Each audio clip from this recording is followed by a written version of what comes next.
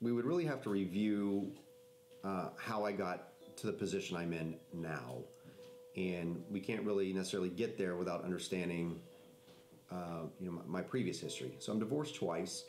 In my first marriage, just young and dumb, divorced early, had a child.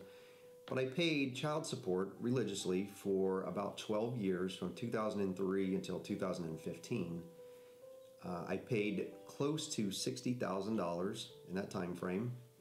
But whenever Judge Salvey in the Lake County Court in the 19th Judicial Circuit, whenever he set the support order in my second divorce, he set it at the statutory requirement, which was 28% of my net income. In Illinois, they also have the ability to add on child care and extracurricular activities. So in addition to the $1,168, which was 28% roughly of my net income, taking into consideration child support I was paying on my older son, and then with 50% of child care and 50% of extracurricular activities, it effectively took me over $2,500 a month. That's what began the snowball effect. And I told the judge, I do not have the financial ability to pay that much money every month. But because I live a few miles from my children, I'm willing to provide childcare 5 days a week. And that way it'll save the mom and I the cost, as well as the more important fact of children not being with a babysitter and instead being with one of their parents during the week. I was denied that. And it took me over 12 months before I was able to get the court to say, okay, we'll let you provide after-school childcare for your kids 3 days a week.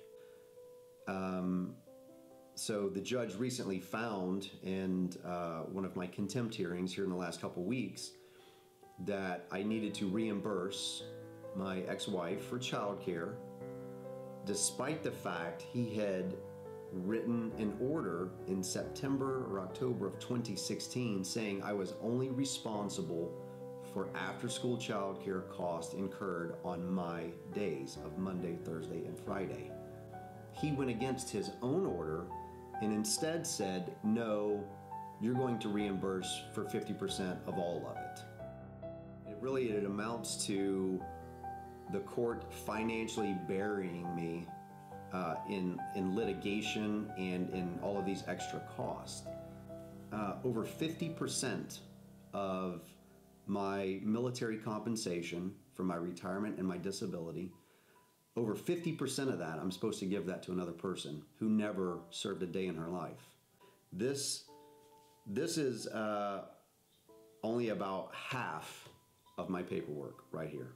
I think I have 3 volumes in court right now that are about this big, from the vexatious and extended litigation that they continue to drag me through. What I have fought for is having additional time with my kids. And I've done nothing but for 4 years fight to be a more involved father. But to do so requires me to have the financial ability to also provide for my children. And when you take 40% of a person's income like that, with no warning whatsoever that they're going to take that amount of money, you've immediately, at that exact moment, have placed them on the inevitable outcome that you're going to be drugged into court for contempt, you're going to have thousands of dollars in attorney costs, you're going to have thousands of dollars of reimbursement costs. I just want to be more involved. And deadbeats don't do that. Deadbeats run away from their responsibility. They don't run towards it.